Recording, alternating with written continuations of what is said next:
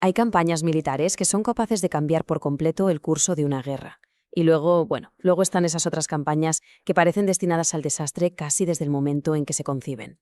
Hoy vamos a meternos de lleno en una de las operaciones más audaces y a la vez más catastróficas de la Guerra del Paraguay, la campaña del Uruguay. Porque esta es, en esencia, la crónica de cómo se envió a miles de hombres a lo más profundo del territorio enemigo, completamente solos, en una misión que, desde el principio, parecía no tener billete de vuelta. Para entenderlo, vayamos al origen de todo. Estamos en 1865 y el presidente paraguayo Francisco Solano López pone en marcha un plan de invasión que es, como poco, increíblemente ambicioso. Golpear a sus dos grandes enemigos, Argentina y Brasil, al mismo tiempo, con dos enormes columnas militares. Aquí vemos la idea sobre el papel.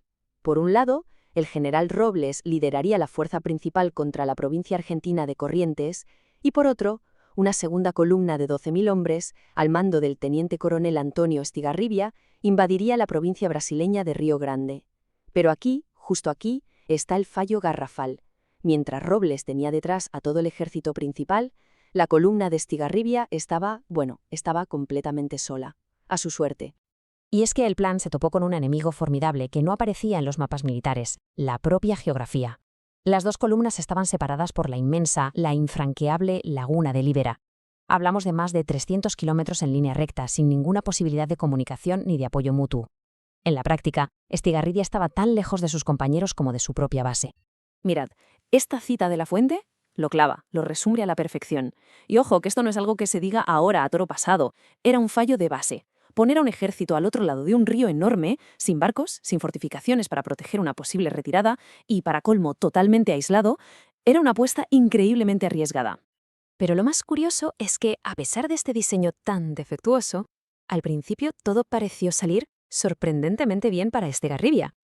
Su avance por Brasil fue rapidísimo y casi sin resistencia, lo que creó una sensación muy peligrosa de que la victoria iba a ser un paseo. La cronología de los primeros meses es vertiginosa. El 10 de junio toma Saguorja. El 6 de agosto entra en la ciudad fortificada de Uruguayana, que había sido evacuada. Estigarribia se hace con cañones, con provisiones, un éxito que parecía rotundo. Pero, y este es un gran pero, todo era una ilusión. Mientras él avanzaba, el general Mitre, el comandante aliado, ya estaba en la zona y las fuerzas enemigas se estaban concentrando de forma masiva. Y aquí es donde esa burbuja de victoria fácil explota. La vanguardia de Estigarribia, un destacamento de unos 2.500 hombres al mando del comandante Duarte, se encontró de repente, y de frente, con la brutal respuesta de los aliados. Las cifras de la batalla de Yatay, el 17 de agosto, lo dicen todo. El general Flores, al mando de la vanguardia aliada, atacó con 13.000 hombres. Duarte solo tenía 2.500. Había pedido refuerzos a Estigarribia, pero este le contestó algo terrible, que si tenía miedo mandaría a otro que lo reemplazara. El resultado, claro, fue inevitable, una aniquilación casi completa.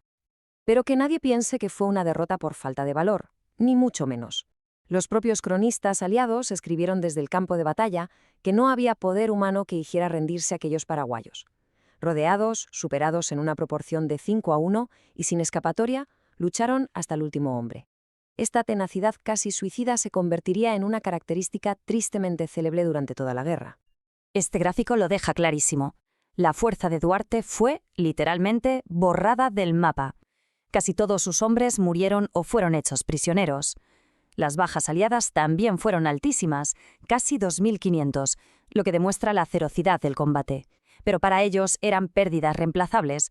Para los paraguayos fue la pérdida de toda su vanguardia. Con su vanguardia destruida, Estigarribia se quedó completamente solo y atrapado en Uruguayana. Lo había visto todo desde la otra orilla del río. Podría haber intentado una retirada desesperada, pero probablemente por miedo a la reacción de López decidió quedarse y fortificar la ciudad. Un error que, al final, sellaría su destino y el de sus hombres. La cifra es sencillamente aplastante. 30.000 soldados aliados. 30.000, y no unos cualquiera. Allí estaba hasta el mismísimo emperador de Brasil, don Pedro II, rodeando la ciudad. Estigarribia y sus aproximadamente 6.000 hombres estaban cercados, sin la más mínima posibilidad de recibir ayuda. Cuando los aliados le ofrecieron la rendición por primera vez, la respuesta de Estigarribia fue de película. Se comparó con Leónidas en las Termópilas y rechazó cualquier tipo de negociación. Una postura heroica, poética, sí, pero trágicamente desconectada de la realidad militar que le rodeaba. Mucha poesía, mucha épica, pero la realidad dentro de los muros de Uruguayana era otra muy, muy distinta. Y es que el heroísmo, por desgracia, no puede vencer al hambre. Esas provisiones, que habían capturado a los brasileños al llegar, se esfumaron rápidamente. Para miles de hombres atrapados tras unos muros, sin posibilidad alguna de reabastecimiento, la cuenta atrás era ya implacable. Y entonces llega uno de los detalles más crudos y reveladores de la desesperación. Cuando un ejército de caballería empieza a sacrificar sus propias monturas para poder comer, es la señal inequívoca de que el final está muy, muy cerca. Cada día que pasaba era peor que el anterior. La fuerza de los defensores ya no disminuía por las balas enemigas, sino por el agotamiento y la desnutrición. La moral se desplomó mientras el ejército aliado preparaba un asalto final con 42 cañones que prometía pulverizar la ciudad. Finalmente, como no podía ser de otra forma, la realidad se impuso. El 13 de septiembre, Estigarribia intentó negociar, pero ya era demasiado tarde. El mando aliado, sintiéndose vencedor, ignoró su propuesta. Y el 18 de septiembre, con las tropas aliadas ya en posición de ataque, Estigarribia no tuvo más opción que rendirse incondicionalmente para evitar una masacre. La rendición de un ejército entero no es solo una ficha que quitas del tablero. Fue un golpe devastador, un auténtico terremoto para la moral y la estrategia paraguaya. Y la reacción del presidente López, como era de esperar, fue sísmica. La fuente lo describe muy gráficamente. López rugía de cólera. Públicamente acusó a Estigarribia de traidor, de haber vendido a sus hombres. Dicen que el impacto fue tan brutal que pasó 3 días consumido por una rabia incontrolable. Y su reacción estratégica fue inmediata. Ordenó la retirada completa del otro ejército, el de Robles. Se acabó. La gran ofensiva paraguaya había muerto. Y este es el punto crucial de toda esta historia. La campaña del Uruguay fue el gran punto de inflexión de la guerra. Con esta derrota, Paraguay no solo perdió miles de hombres, perdió la iniciativa estratégica. A partir de este momento, la guerra ya no se libraría en territorio enemigo. Ahora se iba a librar en suelo paraguayo. Se pasó de una guerra de invasión a una guerra desesperada de defensa. Y todo esto nos deja con una pregunta final que la verdad da mucho que pensar. Por un lado, hemos visto a soldados de una valentía casi sobrehumana, dispuestos a morir antes que rendirse. Pero por otro, hemos visto un plan estratégico con fallos fatales desde el primer día. Al final, ¿qué pesa más en el resultado de una guerra? ¿La valentía en el campo de batalla o la lucidez en el cuarto de guerra? Es una cuestión que resuena una y otra vez a lo largo de toda la historia militar.